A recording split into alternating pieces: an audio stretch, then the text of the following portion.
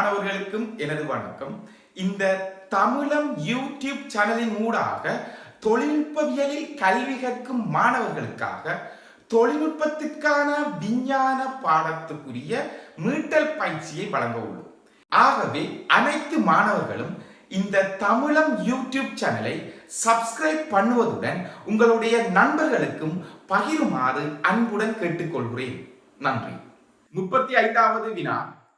மின் வழங்கப்பட்டுள்ள கடத்தி பீலிகள் இரண்டின் மீது வைக்கப்பட்டுள்ள 24 சென்டிமீட்டர் நீளமுள்ள ஏவி கடத்தி கோல் உருவில் காட்டப்பட்டுள்ளது. மேற்குறித்த அமைப்பு வைக்கப்பட்டுள்ள தளத்துக்கு செங்குத்தாக தளத்தினுள் உள்ள காந்தப்புலத்தின் பாய அடர்த்தி 0.5 டெஸ்லாவும் கோலின் ஊடாக பாயும் மின்னோட்டம் 4 ஆம்பியரும் ஆகும். கோலின் மீது ஏற்படும் விசையின் பருமனையும் திசையையும் சரியாக காட்டுவது பின்வருவனவற்றுள் எது? அதாவது இதுல உங்களுக்கு தெரியும், காந்த விசை கோட்டை குறிக்கிறது ஒரு அம்பு அரோமாக இருக்கும். அதாவது ஒரு அரோ உள்நோக்கி போகும்னு சொன்னா பின்னுக்கு இருக்கிற ப்ரோஸ் தெரியும், நம்மளை நோக்கி வரும்னு சொன்னா டொட் தெரியும். இது உள்நோக்கி போய் தளத்துக்கு உள்ள போயிருக்கு. இது செங்குத்து, இது தளத்துக்கு உள்ள இப்படி காந்த விசை கோடு போகுது, அது செங்குத்தா இப்படி ஒரு கடத்தி வச்சிருக்கு. அதுல பார்க்கிற விசையும் திசைங்கிறதுக்கு முதல் பருமனை பார்ப்போம். நாங்க F சமன் செங்குத்தா வைக்கிறதால F சமன் BIL வில் என்று சொல்லுவோம்.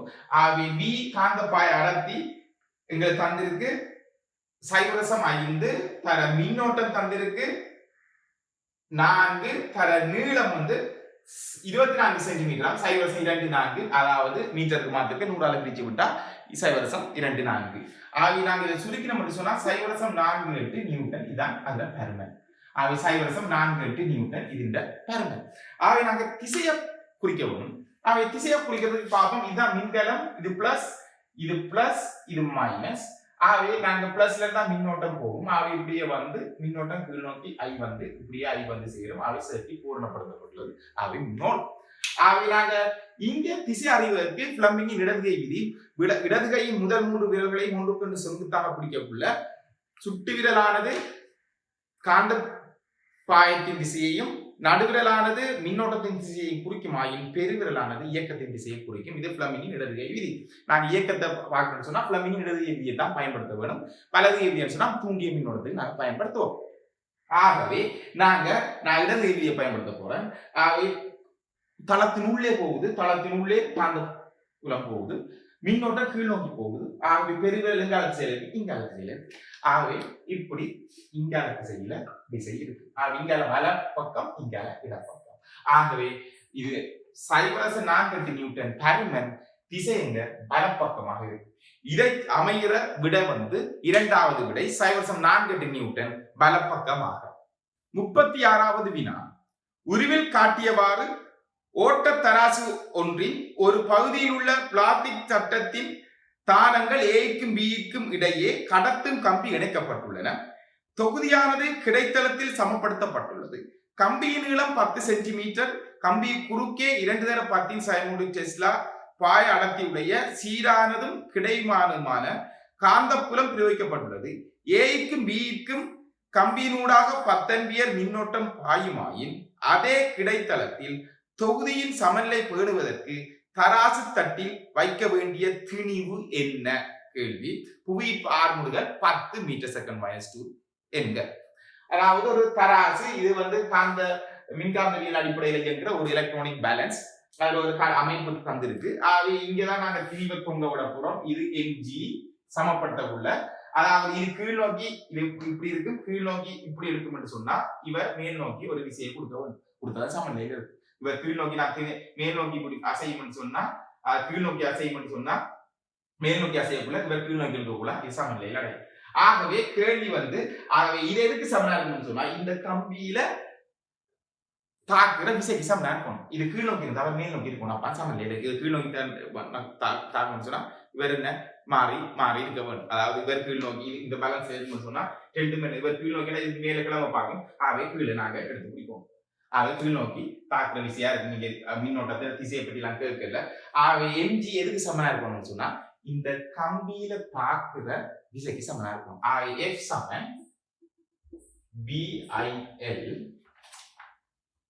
ஆகவே நாங்க mg ஈக்குவல் டு பி தந்திருக்கு காந்தப்பாய அடர்த்தி 2 தர 10 sin 3 தர I தந்திருக்கு 10 ஆம்பியர் தர L 10 சென்டிமீட்டராம் சைவசம் 1 மீட்டர். ஆகவே m தர 10 சமன் 2 தர 10 sin 3 தர 1 குறிப்பிடும். ஆகவே m சமன் 2 தர 10 sin 4 கிலோகிராம். கேள்வி வந்து கிராம்ல இருக்கு. ஆகவே ஆயிரத்தால் பிரித்து விட்டா m சமன் 0.2 கிராம். ஆகவே விடை 0.2 கிராம். இரண்டாவது விடை. 37வது வினா. பிளமிங்கின் வலதுகை விதிப்படி வலதுகையின் சுட்டுவிரல், பெருவிரல், நடுவிரல் ஆகிய ஒன்றுக்கொன்று செங்கோணமாக அமைக்கும் வகையில் அவை முறையே குறிப்பது. அதாவது பிளமிங்கின் வலதுகை விதியை சொல்றாங்க. முதல் 3 விரல்களை ஒன்றுக்கொண்டு செங்குத்தா பிடிக்கக்குள்ள சுட்டு விரல் வந்து காந்த புலத்தின் திசையையும், நடுவிரல் மின்னோட்டத்தின் திசையையும் குறிக்குமாயின் பெருவிரல் இயக்கத்தின் திசையை குறிக்கும். ஆகவே காந்த புலம், பெருவிரல் இயக்கம், நடுவிரல் தூண்டிய மின்னோட்டம். ஆகவே இரண்டாவது விடை. 38வது வினா. உருவில் காட்டியவாறு கடத்தும் சுருளை நோக்கி செவ்வக வடிவிலான காந்தம் அசைக்கப்படுகிறது. சுருளில் தூண்டப்படும் மின்னியக்க விசையானது பருமனில் தாக்கத்தை ஏற்படுத்தாதது எது? அதாவது இதான் இந்த வரைபடம் வந்திருக்காங்க. இங்க ஒரு சுருள் ஒன்று, அதாவது மிச்சுருள் ஒன்று இருக்குது. அதுல அது நோக்கி வந்து காந்த சட்டத்தை நகர்த்தக்குள்ள இந்த மின்னியக்க விசை, அதாவது தூண்டிய மின்னோட்டம் மின்னியக்க விசையில தாக்கம் செலுத்தாதது என்னன்னு கேள்வி. முதலாவது காந்தத்தின் வலிமை. அதாவது காந்தத்தின் வலிமை அதிகரிக்க அதிகரிக்க அதிகரிக்க தூண்டிய மின் வந்து அதிகரிக்கும். ஆகவே அது சரியான கூற்று. இரண்டாவது காந்தத்தும் அசைக்கும் கதி. அதாவது சட்ட காந்தத்தை விரைவாக அசைப்போம்னு சொன்னா கதியில தங்கி இருக்கும். ஏன்னா விரைவாக அசைக்கக்குள்ள அதுல தூண்டிய மின்னோட்டம் அதிகரிக்கும். மின்னியக்க விசை இல்ல தாக்கத்தை செலுத்தும். ஆகவே இரண்டாவதும் சரி. சுருளினது குறுக்குவெட்டு பரப்பு, அதாவது இந்த சுருளின் குறுக்குவெட்டு பரப்பு அதிகரிக்க அதிகரிக்க அதிகரிக்க என்ன செய்யும்னு சொன்னா அதுல தூண்டிய மின்னோட்டம் அதிகரிக்கும். ஆகவே மின்னியக்க விசையில தாக்கத்தை ஏற்படுத்தும். சுருளின் முறுக்கங்கள் எண்ணிக்கை, நீங்க முறுக்கங்கள் எண்ணிக்கை அதிகரிக்கக்குள்ள அதுல காந்த பாய் செறிவு மாற்றம், அதாவது காந்த பாய் அடர்த்தி மாற்றம் அதிகரிக்கிறது வாய்ப்பு இருக்கு. ஆகவே நாங்க அதன் மூலமாக தூண்டிய மின்னோட்டம் அதிகரிக்கும். ஆகவே மின்னியக்க விசையில அதுவும் பாதிக்கும். சுருளை நோக்கி இயக்கப்படும் முனை, அதாவது ஐந்தாவது காந்த சுருளை நோக்கி இயக்கப்படும் முனை என்று சொல்லியிருக்காங்க. ஆகவே காந்த வடமுனைய அசைக்கிறதாலேயோ தென்முனைய அசைக்கிறதாலேயோ காந்த அதாவது மின்னியக்க விசையில பருமன்ல தாக்கம் செலுத்தாது. பருமன்ல, அதாவது நாங்க வடமுனையோ தென்முனையோ மாறி வைக்கிறதால மின்னோட்டத்துல திசைய மாத்தலுமே தவிர அதுல பருமனை மாற்ற முடியாது. பருமன் மாறாது. ஆகவே மின்னியக்க விசையின் பருமனில இதுல தாக்கம் செலுத்தாதுதான் கேள்வி. ஆகவே ஐந்தாவது விடை. 39வது வினா. 0.4 டெஸ்லா காந்தப்பாய் அடர்த்தியுடைய ஒரு வெளியில் இலத்திரன் ஒன்று 1/16 மீட்டர் செகண்ட் -1 எனும் வேகத்துடன் புலத்துக்கு செங்குத்தாக செல்லுமாயின் அதில் தாக்கும் விசை யாது? அதாவது புலத்துக்கு செங்குத்தா ஒரு இலத்திரன் எறியப்படுது ஒரு வேகத்துல, எங்களுக்கு தெரியும். அதாவது F சமன் BBQ, sin θ, அதாவது 90 1. ஆகவே நாங்க BBQ. இதுல 4 தர வேகம் 1/16 தர ஒரு இலத்திரன் ஏற்றம் தந்திருக்கு 1.6 தர 10⁻19 கூடும். ஆக இதை சுருக்கி எடுத்தீங்கன்னு சொன்னா விடை 4 தர 10⁻20 நியூட்டன் விசை. ஆகவே இரண்டாவது விடை. 40வது வினா. ஓர் நிலைமாற்றியின் முதன்மை சுருளும் துணை சுருளிலும் உள்ள முறுக்குகளின் எண்ணிக்கைகள் முறையில் 500,125 ஆகும். முதன்மை சுருள் 240 வோல்ட் ஆடலோட்ட மின் வழங்கும் போது துணை சுருளின் பயப்பு வோல்ட் அளவு யாது? அதாவது ஒரு நிலை மாற்றி, நான் அன்னளவா அந்த நிலை மாற்றியை நான் வரைகிறேன். இதான் நிலை மாற்றி. இந்த நிலை மாற்றில எங்களுக்கு தெரியும் முதல் சுருள் துணை சுருள். இது முதல் சுருள், இது துணை சுருள். ஆகவே முதல் சுருளின் அழுத்த வேறுபாடு வந்து நாங்க Vp என்று குறிப்போம். இது Vs. எஸ் செகண்டரி, இது பிரைமரி செகண்டரி சொல்லுவோம். ஆகவே இந்த இதுகள் இதன் முறுக்குகளின் எண்ணிக்கை NP, இதை நாங்கள் குறிப்போம் NS. இதான் பொதுவானது. ஆகவே இதை பயன்படுத்தி எங்களுக்கு சமன்பாடு தெரியும். BP VS சமன் NP NS. ஆகவே இதுதான் எங்களோட முதலாவது நாங்கள் நிலைமாற்றின்ற சமன்பாடு. ஆகவே இங்க கேள்வி என்னன்னு சொன்னா, முதல் சுருளில் 500, துணை சுருளில் 125 நாங்கள் இருக்குதான். முதல் சுருளில் 240 வோல்ட் அழுத்தளவு வழங்கும் போது துணை சுருளின் வோல்ட் அளவு என்னன்னா கேள்வி. ஆகவே நான் இந்த சமன்பாட்டை பயன்படுத்த போறேன். ஆகவே BP VS சமன் NP NS. BP 240 VS சமன் 500 125. ஆகவே நாங்க VS சமன் 240 தர 125 500. ஆகவே நீங்க சுருக்கி எடுத்தீங்கன்னு சொன்னா 60 வோல்ட். ஆகவே துணை சுருளின் அழுத்த வேறுபாடு 60 வோல்ட். முதலாவது விடை. 41வது வினா. நிலைமாற்றி பற்றிய பின்வரும் கூற்றுக்களை கருதுக. A. ஆடலோட்ட வோல்ட்டளவின் பருமனை மாற்ற பயன்படும். B. படிகூட்டு நிலைமாற்றிகள் நேரோட்ட வலு வழங்கியில் பயன்படுத்தப்படுகின்றன. C. படிகுறை நிலைமாற்றிகளில் முதன்மை சுருளின் முறுக்கங்களின் எண்ணிக்கையை விட துணை சுருளில் உள்ள முறுக்கங்களின் எண்ணிக்கை அதிகமானது. மேலுள்ள கூற்றுக்களில் சரியானது அல்லது சரியானவை யாது? இப்ப நிலைமாற்றிய பொறுத்தளவுல எங்களுக்கு தெரியும், நிலைமாற்றியானது ஆடலோட்ட மின் அழுத்தத்தை கூட்டி குறைக்குமே தவிர நேரோட்டத்தை ஒன்றும் செய்யாது. ஆடலோட்ட மின்னோட்டம் தான் நிலைமாற்றிகள் மாற்றி தரும். முதலாவது ஆடலோட்ட வோல்ட்டளவு பருமனை மாற்ற பயன்படும் என்றது சரி. இரண்டாவது விடை B. படிகூட்டு நிலைமாற்றி நேரோட்ட வலு, அதாவது டிரான்ஸ்ஃபார்மர்ஸ் நிலைமாற்றிகள் நேரோட்ட வலுக்கு பயன்படுவதில்லை. ஆகவே B கூற்று பிழை. C.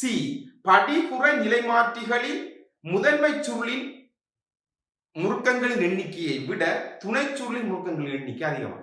படி குறை நிலைமாற்றில முதன்மை சுருள முறுக்கம் அதிகமாகவும் துணை சுருள முறுக்கம் குறைவாகவும் இருக்குமாக இருந்தால் அது படிகுறை நிலைமாற்றி. படி கூட்டு நிலைமாற்றியாக இருந்தால் முதன்மை சுருளின் முறுக்கங்களின் எண்ணிக்கை குறைவாகவும் துணை சுருளின் முறுக்கங்களின் எண்ணிக்கை அதிகமாகவும் காணப்பட்டால் அது படி கூட்டு நிலைமாற்றி. அவங்க சொல்றாங்க படிகுறை நிலைமாற்றிக்கு துணை சுருள் அதிகமா இருக்கும் என்றது பிழை. ஆகவே A மாத்திரம் சரி. முதலாவது விடை. 42வது வினா. ஓர் இலட்சிய நிலைமாற்றியின் முதன்மை சுருள் 100 முறுக்கங்களும் துணை சுருளில் 200 முறுக்கங்களும் உள்ளன. முதன்மை சுருள் 120 வோல்ட் ஆடலோட்டம் தொடுக்கப்படும் பொழுது அது 10 ஆம்பியர் மின்னோட்டத்தை தருகிறது. துணை சுருளின் வோல்ட் அளவு மின்னோட்டம் யாது கேள்வி. அதாவது இது இலட்சிய நிலைமாற்றி சொன்னா சக்தி இழப்பு இருக்காது. அதாவது பயப்பு P அவுட் முதன்மை சுருள்ல வலுவும் துணை சுருள் உள்ள வலுவும் சமனாக இருக்கு. அதாவது பயப்பு வலுவும் பேர்ப்பு வலுவும் சமனாக இருக்கு.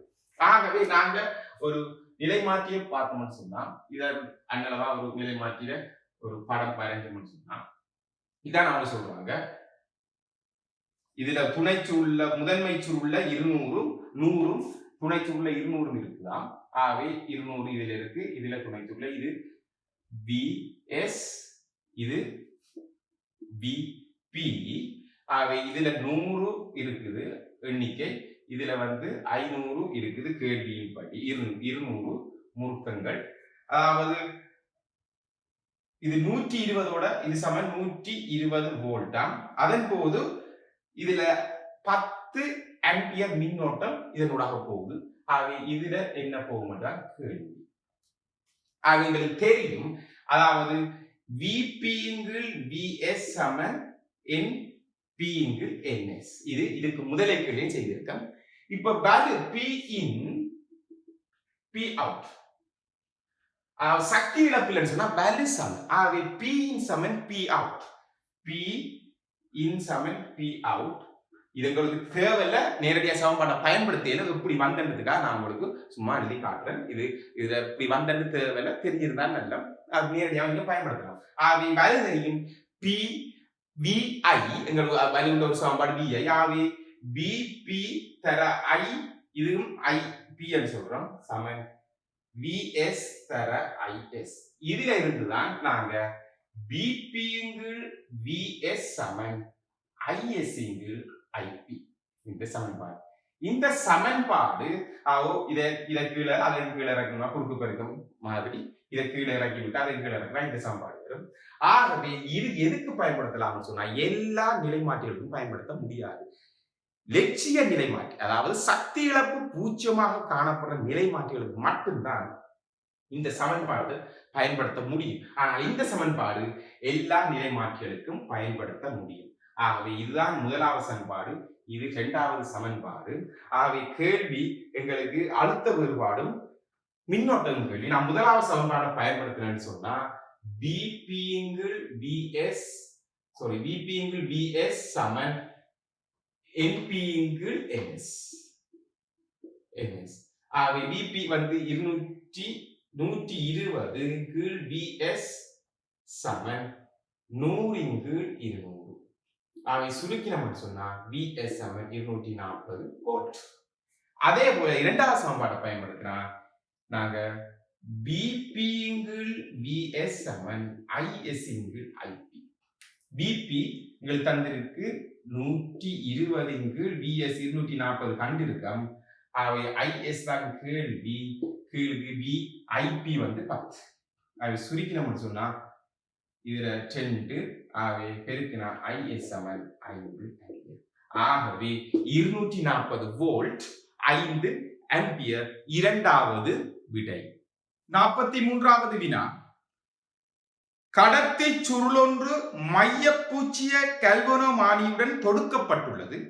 சர்வ சமனான A, B எனும் 2 சட்ட காந்தங்கள் உருவில் காட்டப்பட்டுள்ளவாறு சுருளின் இரு பக்கங்களினாலும் சமனான தூரத்தில் வைக்கப்பட்டுள்ளது.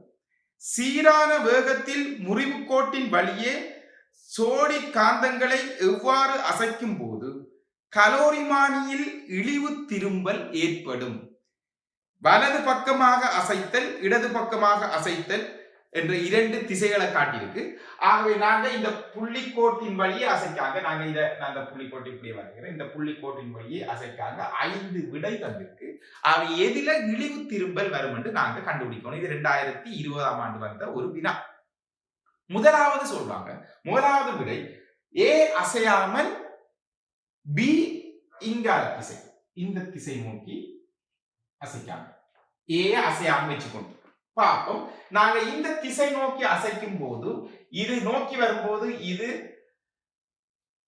நோக்கி வரும்போது எதிர்க்கும், ஆகவே நோர்த்தாகவும் இது சவுத்தாகவும் மாறும். ஆகவே நாங்க காந்த பாயம் நோர்த்ல இருந்து சவுத்துக்கு போகும். ஆகவே இங்க ஒரு காந்த பாய அடர்த்தின் மாற்றம் ஏற்படும். ஆகவே ஒரு திரும்பல் ஏற்படும்.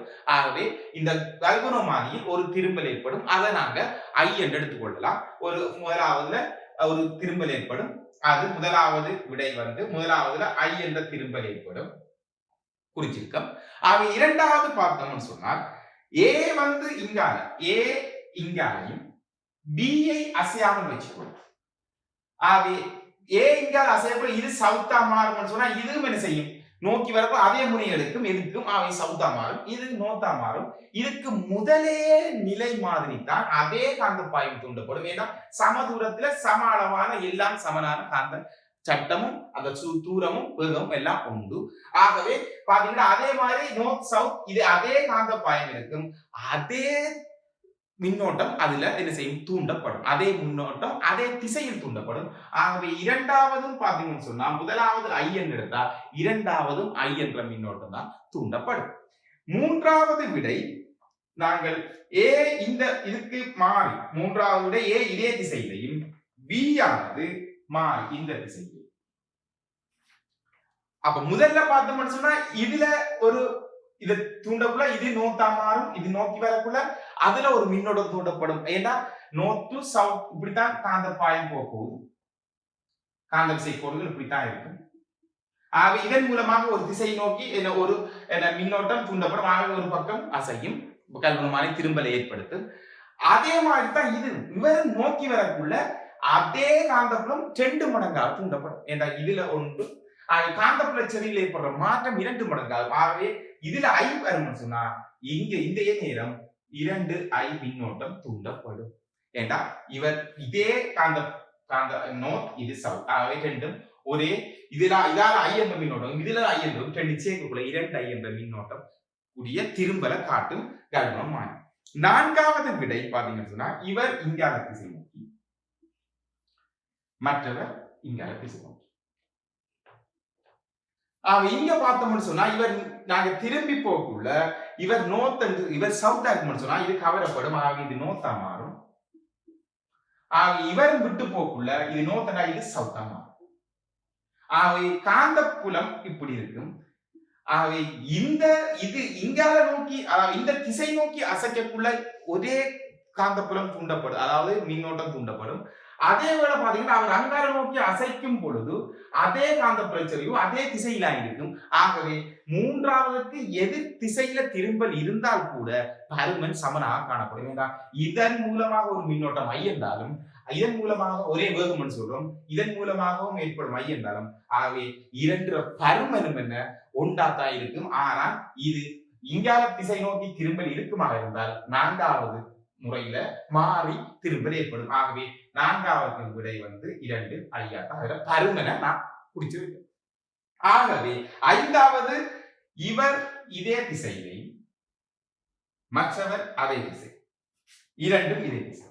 ஆக இங்க பார்த்தோம்னு சொன்னா இவரை நோக்கி போக்குள்ள இவர் சவுத்தா மாறும், அதே மாதிரி சவுத்தா மாறும். ஆகவே அந்த நேரத்தில் இது நோத்தா மாறும். ஆகவே இவர் நோக்கி வரக்குள்ள காந்த புலம் காந்த விசை கோடு இங்கால நோக்கி வரும். இவர் விலக்கி போக்குள்ள இது நோத்தா மாறும், நோத்தா இருக்கும். ஆகவே இது என்ன சவுத்தா இருக்கும், இது நோத்தா இருக்கும். ஆகவே இவர் அசைக்கக்குள்ள இங்கால பக்கமாக காந்த விசை பாயமும், இவர் விட்டு விலகக்குள்ள பாத்தீங்கன்னு சொன்னா இவர் மாறி, இவர் இங்க இருந்து போவார், இவர் இங்க இருந்து போவார். நீங்க பாத்தீங்கன்னு சொன்னா இவர் முதலாவது கட்டத்துல ஒரு திசையில காந்தப்புலமும், அவர் அசையக்குள்ள மறு திசையில காந்தப்புலமும், அவை ரெண்டும் சேர்த்து காந்தப்புல செறிவில மாற்றம் ஏற்படாது. இவர் ஒரு திசையிலையும் அவர் ஒரு திசையிலையும் ரெண்டும் சேரக்குள்ள காந்தப்புலத்துல என்ன மாற்றம் ஏற்படாது, காந்தப்புல செறிவில மாற்றம் ஏற்படாது. ஆகவே மின்னோட்டம் தூண்டாது. ஆகவே அதனூடாக செல்லும் மின்னோட்டம் எப்பொழுதும் தூண்டப்படாது. ஆகவே கல்வனமானியின் திரும்பல் எப்பொழுதும் நடுவில் இருக்கும், பூச்சியமாக திரும்பல் காட்டாது. ஆகவே பூச்சியத்திலே இருக்கும். கேள்வி இழிவு திரும்பல் தான் கேள்வி. ஆகவே 5வது விடை என்னன்னு சொன்னா திரும்பல் பூச்சியம். ஆகவே விடை 5வது. பகுதி 2 கட்டுரை வினா. அருகில் உள்ள மின்சுற்றில் கிர்ச்சாஃப்பின் விதியை பயன்படுத்தி பின்வருவனவற்றை காண்க. முதலாவது, மின்கலத்தால் பிறப்பிக்கப்படும் மின்னோட்டம் யாது?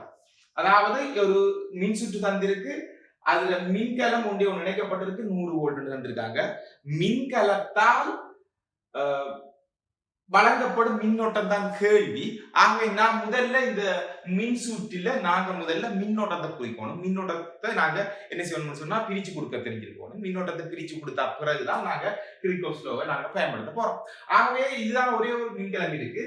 நாங்க நிறைய மின்கலம் இருக்குன்னு சொன்னா ஒரு பெரிய மின்னியக்க விசையுடைய கலம் மின்ன வழங்குது அப்படின்னு எடுத்தா எங்களுக்கு செய்யறதுக்கு இலகுவா இருக்கு. அப்படித்தான் எடுக்கணும் மட்டும் சட்டமெல்லாம் கிடையாது. நாங்க ஒரு எளிதா அதை செய்யக்கூடிய வாய்ப்பு இருக்கு. ஏன்னா மைனஸ்ல வாரத்தை குறைத்துக் கொள்ள முடியும். இதுல எந்த பிரச்சனைகளும் ஒரே ஒரு மின்கலம் தான் இருக்கு. ஆக இந்த மின்கலம் பிளஸ் இது மைனஸ். ஆகவே இந்த பிளஸ்ல இருந்து I என்ற மின்ன வழங்குதுன்னு சொன்னா இந்த சந்திக்கு போய் இவர் என்ன செய்வது சொன்னா இங்கால I1 இங்கால I2 என்ற மின்ன வழங்குது. இங்கால I1 இங்கால நான் எடுக்கிறேன், நாங்க விரும்புற மாதிரி எடுத்துக்கொள்கிறேன். I1 I2 எடுத்திருக்கேன்.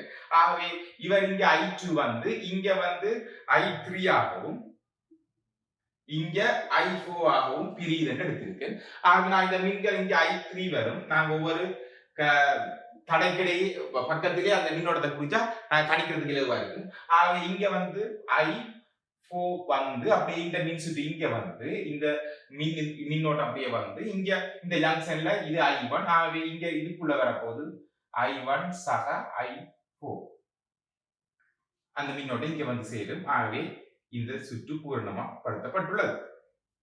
ஆகவே முதல்ல பாத்தீங்கன்னு சொன்னா இங்க கிர்ச்சோஃப்பின் ரெண்டு விதி இருக்கு. ஒன்று சந்தி விதி ஜங்ஷன்ஸ் லோ, அடுத்தது சுற்றி விதி லூப்ஸ் லோ. இந்த ரெண்டு விதியை நாங்க இங்க பயன்படுத்த போறோம். இதுல நாங்க முதல்ல இதுல நிறைய சுற்று இருக்கு, மூடிய சுற்று.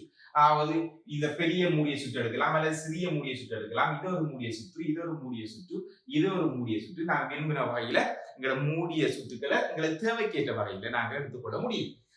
நான் முதல்ல நாங்க கிர்ச்சோஃப்பின் லூப்ஸ் லோ, அதாவது சுற்று விதி என்ன சொல்றதுன்னு சொன்னா, ஒரு மூடிய தொகுதியில ஒரு மூடிய க்ளோஸ் சர்க்யூட் மூடிய தொகுதியில அழுத்த வேறுபாடுகளின் அட்சரகணித கூட்டுத்தொகை 0. அதாவது ஒரு மொத்த அழுத்த வேறுபாட்டை நம்ம கூட்டி எடுத்தோம்னு சொன்னா அந்த அழுத்த வேறுபாடுகள கூட்டுத்தொகை வந்து 0 என்று சொல்றாங்க. அல்லது ஒரு மூடிய மின் சுற்றில மின்னியக்க விசைகளின் அட்சரகணித கூட்டுத்தொகை அச்சுற்றிலுள்ள தடையினதும் அதனோடு செல்லும் மின்னோட்டத்தினதும் பெருக்கங்களில் அட்சரகணித கூட்டுத்தொகைக்கு சமன் அப்படின்னு சொல்றாரு. ஆகவே ரெண்டும் சரியான விடலாம். ஆகவே அதுல சந்தி விதியை பார்த்தோம்னு சொன்னா ஒரு மின்னோட்ட ஒரு மின் சுற்றிலுள்ள சந்தியில மொத்த மின்னோட்டங்களின் அட்சரகணித கூட்டுத்தொகை 0. முதலாவது விதியில மின்னோட்டம் 0 என்று சொல்றார். இரண்டாவது விதியில மொத்த அழுத்த வேறுபாடு 0 என்று சொல்றார். ஆகவே நான் முதல்ல நாங்க இலகுக்காக நான் இதுக்கு பேர் கொடுக்க போறேன். A B C D E F என்று நாங்க கொடுக்க போறோம். F என்று கொடுத்திருக்கேன். ஆகவே நாங்க இப்ப நீங்க விரும்பின வகையில நான் எடுத்துக்கொள்ள நான் இந்த முதலாவது சுற்று, இந்த லூப்ஸ், அதாவது முதலாவது மூடிய சுற்று, இந்த மூடிய சுற்று எடுக்கேன். ஆகவே இந்த மூடிய சுற்றுல அழுத்த வேறுபாடை நான் வளைஞ்சு விளக்க போறேன். ஆகவே இப்படி அளந்து அளக்க போறேன். ஆகவே நான் முதலாவது லூப்ஸ்ல வந்து நான் கிர்ச்சோஃப்பின் இரண்டாவது விதி, அதாவது சுற்று விதியை நான் பயன்படுத்த போறேன். ஆகவே இந்த முதலாவது சுற்றில நாங்க பாத்தீங்கன்னு சொன்னா மொத்த அழுத்த வேறுபாடுன்றது இறுதியிலிருந்து ஆரம்பத்தை கழிக்கிறது. இறுதியில இருக்கிற பாயிண்ட்ல இருக்கிற அழுத்தத்திலிருந்து ஆரம்பத்தில் இருக்கிற பாயிண்ட்ல அழுத்தத்தை கழிக்கிறது. வேறுபாடுல இருந்து குறைந்தது 2 புள்ளி இருக்க வரும். ஆகவே நான் இந்த சுற்றுக்கு தான் வரைய போறேன். V அழுத்த வேறுபாடு DC, அதாவது DC CB BA AD வழங்கியா அதுவா VC சக VCB சக VBA சக BAD சமன் 0. இப்படிதான் சொல்றேன். மொத்த அழுத்த வேறுபாடை கூட்டணும்னு சொன்னா எங்களுக்கு 0 வரும் என்று சொல்ற கிர்ச்சோஃப். ஆகவே நாங்க பாத்தீங்கன்னா இங்க BDE என்ற மீனிங் என்ன சொன்னா, Dல உள்ள புள்ளியிலிருந்து உள்ள அழுத்தத்திலிருந்து Cல உள்ள புள்ளியின் அழுத்தத்திலிருந்து Dல புள்ளியை கழிக்க வேண்டும். இதுல மீனிங் என்ன சொன்னா, Bல உள்ள அழுத்தத்திலிருந்து Cல உள்ள அழுத்தத்தை கழிக்க வேண்டும். அதே மாதிரி இதுல உள்ள சொன்னா Aல உள்ள அழுத்தத்திலிருந்து Bல உள்ள அழுத்தத்தை கழிக்க வேணும். அழுத்த வேறுபாடு. ஆகவே நாங்க இங்க பாத்தீங்கன்னு சொன்னா இந்த மின் துண்ட இந்த 20 ஓம் தடைக்குள்ளால பாத்தீங்கன்னு சொன்னா Cல இருந்து Dக்கு மின்னோட்டம் போகுது. ஆகவே Cல அழுத்தம் கூட இருக்க வேண்டும், Dல அழுத்தம் குறைய இருக்க வேண்டும். அதாவது அழுத்தம் கூடிய புள்ளியிலிருந்து தான் அழுத்தம் குறைந்த புள்ளிக்கு மின்னோட்டம் போகும். ஆகவே நாங்க இதை பார்த்தோம்னு சொன்னா Cல இருந்து Dக்கு போகுது. ஆகவே Cல அழுத்தம் கூட இருக்கும், Dல அழுத்தம் குறைய இருக்கும். ஆகவே Cல இருந்து Dயை கழிக்கக்குள்ள அழுத்த வேறுபாடு பொழுது பிளஸ்ல தான் இருக்கும். ஆகவே அதோட பெருமானம் என்ன போகுது, I3 போகுது 20 ஓம். ஆகவே 20 தர I3 இது இந்த அடுத்து தான் மேட்ச். பிறகு என்ன, Bல இருந்து C. இங்க பாத்தீங்கன்னா மின்கலம் எப்பொழுதும் பிளஸ் மின்னோட்டத்தை வளர்ந்த சைடா இருக்கும். காரணம்னு சொன்னா பிளஸ்ல வந்து அழுத்த வேறுபாடு அதிகமா இருக்கும், மைனஸ்ல அழுத்த வேறுபாடு குறையும். ஆகவே நாங்க இங்க பாத்தீங்கன்னா Cல அழுத்தம் கூட Bல அழுத்தம் குறையும். ஆனா நாங்க எப்படி கழிக்க வேணும், Bல இருந்து தான் Cயை கழிக்கணும். ஆகவே Bல அழுத்தம் குறையும், Cல அழுத்தம் அதிகம். குறைந்த புள்ளியிலிருந்து கூடிய புள்ளியை கூடிய அழுத்தத்தை கழிக்கக்கூட மறைப்பெருமானம் வரும். ஆகவே இதுக்கு இடைப்பட்ட அழுத்த வேறுபாடு என்ன, 100. அடுத்தது பாத்தீங்கன்னா BA, A இருந்து B கழிக்கணும், A இருந்து B கழிக்கணும். இந்த பகுதியை பாத்தீங்கன்னு சொன்னா மின்னோட்டம் A இருந்து B க்கு போகுது. ஆகவே A அழுத்தம் கூட இருக்கணும், B அழுத்தம் குறைய இருக்கணும். ஆகவே நாங்க A இருந்து B கழிக்கக்குள்ள பிளஸ் நம்பர் வரும், பிளஸ் இத பெருமானம் பாத்தீங்கன்னு சொன்னா 2 தர I3. ஆகவே இதுல அடுத்த ஒரு வார்டு கண்டாச்சு. பிறகு பாத்தீங்கன்னு சொன்னா BAD, D ல இருந்து A கழிக்கணும். ஆனா இங்க பாத்தீங்கன்னா D ல இருந்து A க்கு வருது. ஆகவே D ல அழுத்தம் கூட இருக்கணும், A ல அழுத்தம் குறைய இருக்கணும். மின்னோட்டம் D ல இருந்து A க்கு வருது. ஆகவே பிளஸ் 6 தர இதுக்குள்ள போறது I3. ஆகவே இங்க பாத்தீங்கன்னு சொன்னா 20க்குள்ள போறது I3 இல்ல I2. I2 பாத்தீங்கன்னு சொன்னா இந்த I2 என்ற மின்னோட்டம் இதுக்குள்ள போகும். ஆகவே I2 இது சமம் என்ன 0. ஆகவே 20 I2 மைனஸ் 100 இத கூட்டினீங்க சொன்னா சக 8 I3 சமன் 0. ஆகவே 20 I2 சக 8 I3 சமன் அங்க கொண்டு போனா 100. ஆகவே நாங்க இதை 4 ஆல பிரிச்சு விடுவோம். பிரிச்சு விட்டா ஈஸியா இருக்கும்னு நினைக்கிறேன். 5 I2 சக 2 I3 சமன் 25. இது முதலாவது சமன்பாடு எடுத்திருக்கு. இது முதலாவது சமன்பாடு. அதே போல இந்த சுற்றுக்கு நான் எழுத போறேன். இந்த இரண்டாவது சுற்றுக்கு, மூடிய சுற்றுக்கு கிர்ச்சோஃப்பின் லூப்ஸ் விதி, அதாவது சுற்று விதியை பயன்படுத்த போறேன். அதாவது இரண்டாவது சுற்றுக்கு நான் பயன்படுத்த போறேன். அதே மாதிரி தான் இங்க பாத்தீங்கன்னு சொன்னா B C F சக V F E சக CF FE EB EB இதுக்கிடையில ஒரு தடையும் இல்லாத அழுத்தம் இருக்காது. அது 0 நாங்க விடலாம். ஏன்னா இதுக்குள்ள எந்த வித தடையும் இல்லை, தடையற்ற கம்பி என்று நாங்க எடுத்துக்கொள்றோம்.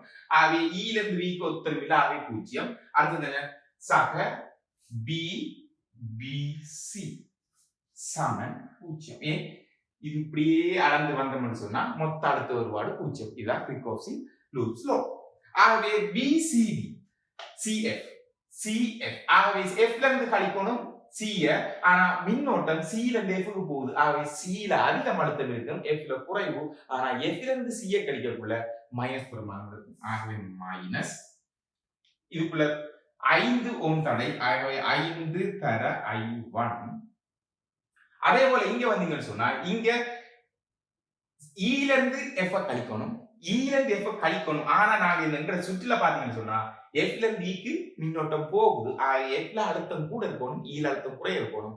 ஆனால் E ல இருந்து நாங்க F கழிக்கக்குள்ள மறை பெருமானம் இருக்கும். ஆகவே மறை 10 I1 சக I4 சக இங்க பாத்தீங்கன்னா B ல, அதாவது C ல இருந்து B. ஆகவே C ல அழுத்தம் கூட இருக்கும், ஏண்டா பிளஸ் பேட்டரியில பிளஸ் C ல இருக்கு. B ல அழுத்தம் கூட இருக்கும், C ல இருந்து B கழிக்கக்குள்ள பிளஸ்ல இருக்கும். ஆகவே 100 சமன் 0. ஆகவே நாங்க இதை சுருக்கி எடுத்தோம்னு சொன்னா மறை 5 I2 மறை 5 I1 மறை 10 I1 சய 10 I4 சக 100 சமன் 0.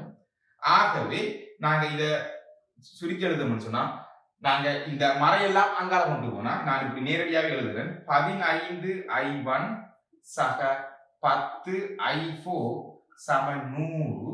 ஆகவே நாங்க இதை நான் 5 ஆல பிரிச்சு விட்டேன்னு சொன்னா 3 I1 சக 2 I4 சமன் 20. இது இரண்டாவது சமன்பாடு. ஆகவே நாங்க இந்த இரண்டாவது லூப்ஸை பயன்படுத்தி நான் இரண்டாவது சமன்பாடு எடுத்திருக்கேன். அடுத்தது ஏன்னா இதுல தெரியாத கணியம் 4 இருக்கு, I1 I2 I3. ஐ கண்டலாம் ஈஸியா. ஆகவே நான் 4 சமன்பாடு எடுக்க வேண்டிய கட்டாயத்தில் இருக்கு. ஏன்னா இப்படியான பெரிய இது ஓரளவு பெரிய கேள்வி இல்லாட்டியும் ஏன்னா இதுல சுருக்கல் தான் இருக்கின்ற வேற பெருசா ஒன்றும் இருக்காது. ஆனால் அதே மாதிரி பெரிய அளவு சுருக்கல் வாரத்துக்கு எங்கட பாடத்துல வராது. ஆகவே நான் ஒரு பயிற்சிக்காக நான் இதை செய்தார்.